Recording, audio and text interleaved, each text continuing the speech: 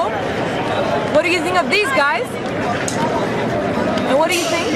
Come with me. Of these guys.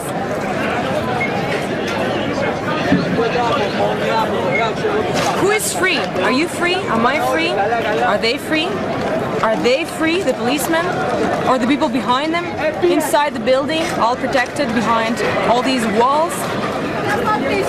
So what do you think is the solution? You have to think right now. No, don't think with your mind, I want you to think with your heart. Why have you come here? To learn how to fight. Says who?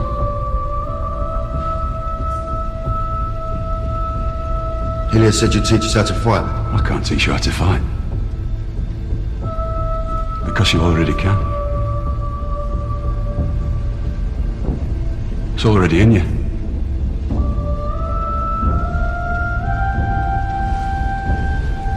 Where you going, Monroe? I can't do this. He's like...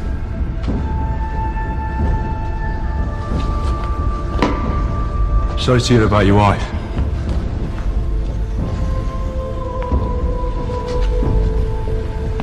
For fuck's sake, Monroe. Think you wandered in here by mistake? Deep down you want to stay. Because you've been abandoned by the powers that be, and there's nowhere else to turn. Now get your shoes off and fall back in line.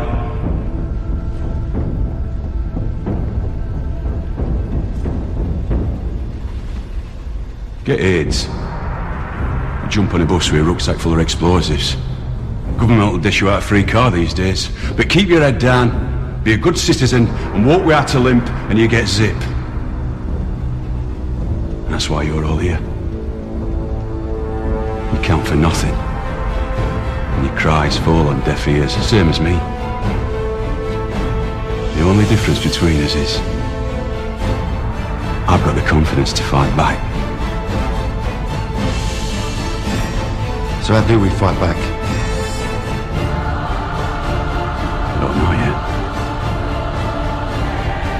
But if you want to spend the rest of your lives getting bullied and raped by cunts like Blair, and having paedophiles wander their fucking playgrounds while you smile mutely and pay your fucking taxes, and get out the door.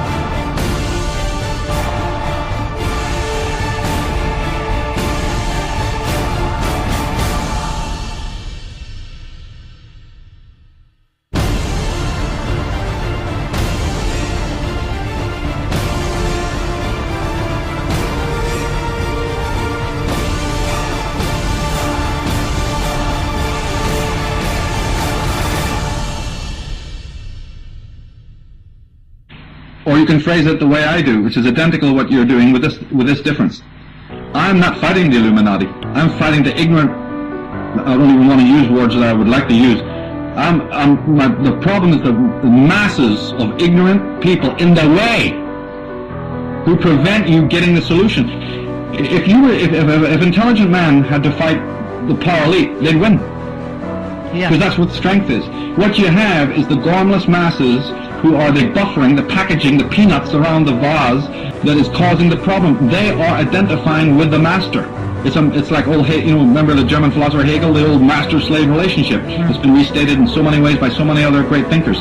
This master-slave relationship is ubiquitous. It's in the blood of most people. The wars, for instance, the great world wars, First, Second World War, the Boer War, you name all the wars that have happened in just the last 100 years. Who do you think is lying? Who do you think died on those battlefields? The genetic strength, the rebels, the people who fought evil. They're all gone. What's left is genetic garbage. I have to be blunt about it.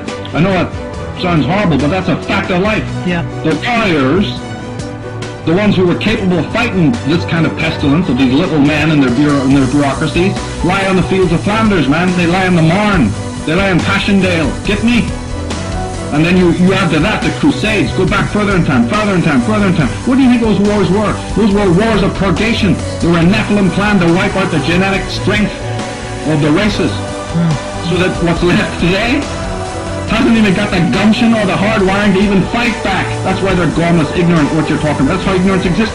Ignorance is overlaid on a genetic passion, something that's even deeper within a person. to know to get up and there's the evil and don't you tell me it's not there. I'm not going to negotiate with these evil people, because in doing that I empower them more. Well, see, I believe that even genetic will, so to speak, isn't even there today. Yeah, the will to fight, not like our forefathers. No, you must be joking. They fought and they're dead, and that was the plan. In fact, most of the wars that were orchestrated to get them to spill their blood were completely contrived by the same Atlas cabal that I'm talking about. Ergo, Rothschilds, etc., etc. You know, we can get into all the names, and I've done so in my work. But basically, the same cabal, these architects of control, have organized these ritualistic wars in order to do that. Pit one powerful group against another. Frenchmen against Germans, Germans against English, Scots against these guys, Irish against them. Butcher each other while we sit back and clink our glasses and have a ball because we know what's coming 50 years from now with your kids. We'll hand them this, we'll hand them skateboards, we'll hand them video games, we'll hand them PC computers, we'll hand them, you know, every kind of ridiculous pop star, you know, up the charts in all sorts of ludicrous fashions, and they're going to follow it like the sheeple that they are, because they don't even have something inside their subconscious that says no to this lie. In fact, they become party to the lie.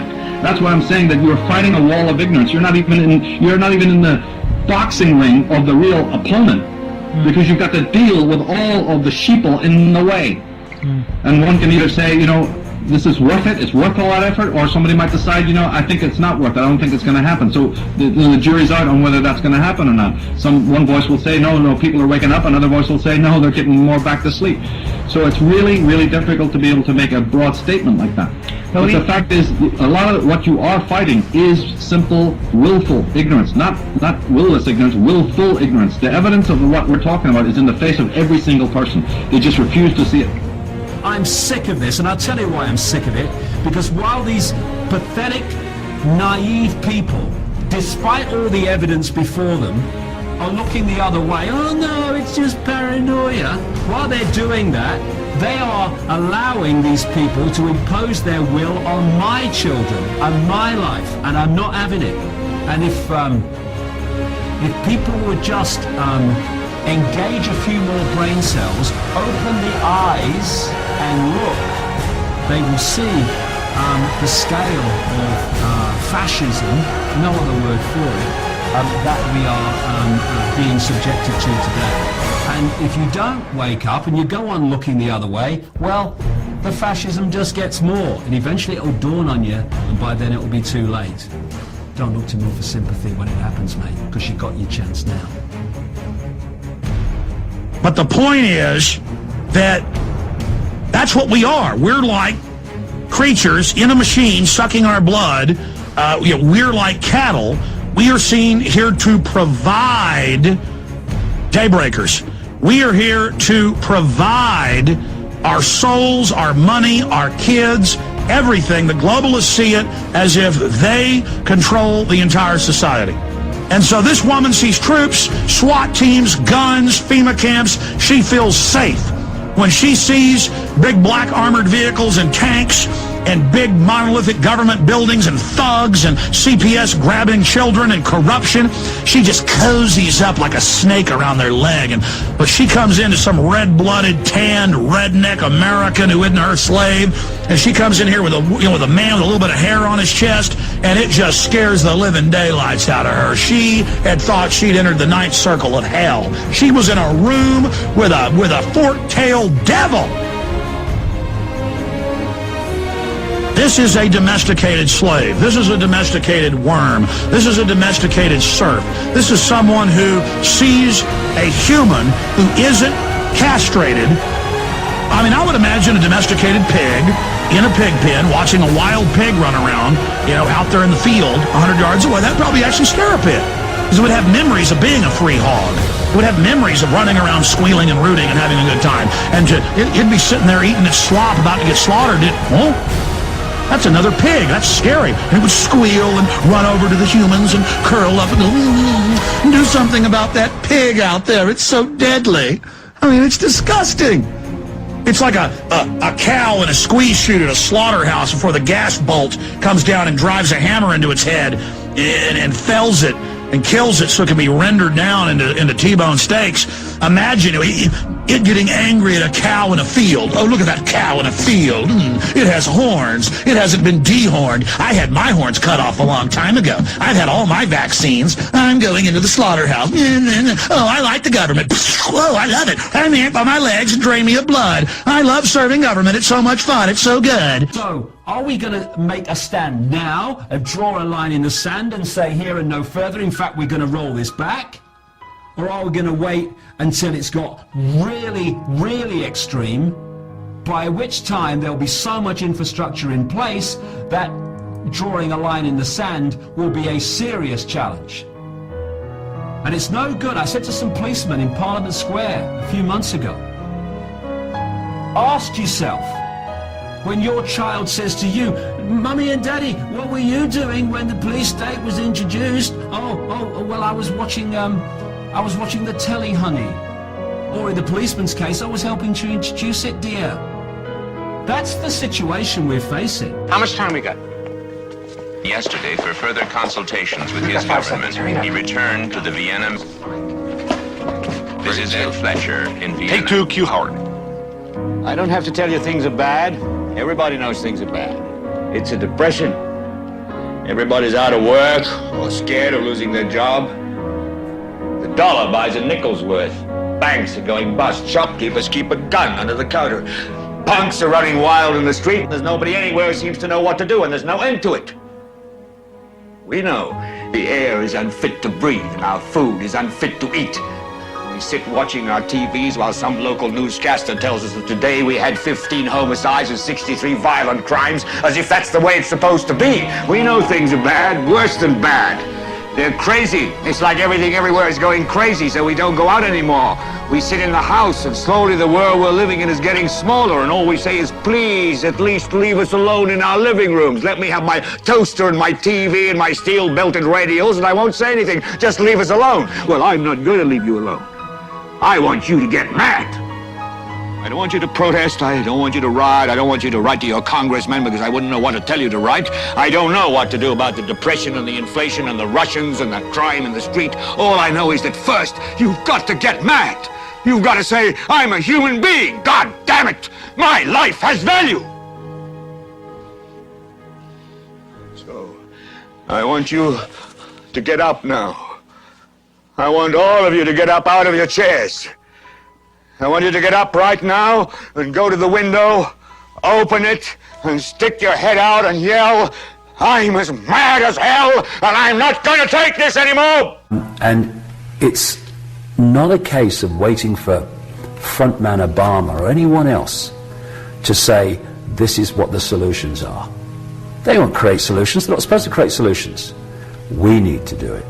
And we do that by supporting each other, by letting the fault lines that divide us fall, and by ceasing to cooperate with the system. And when that happens, the system cannot survive, because we are absolutely essential to holding it together.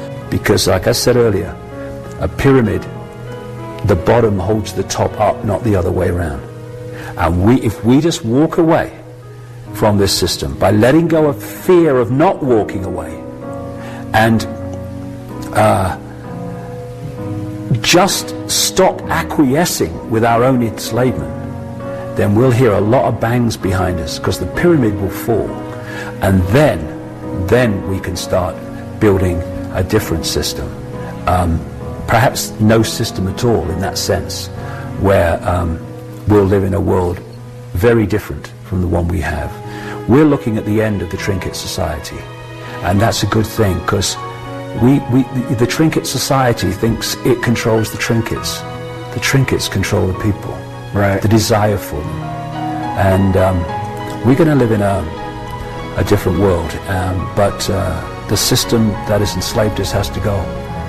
And it's not in the power of these families to say if we live in the world they want or not. It's in our say.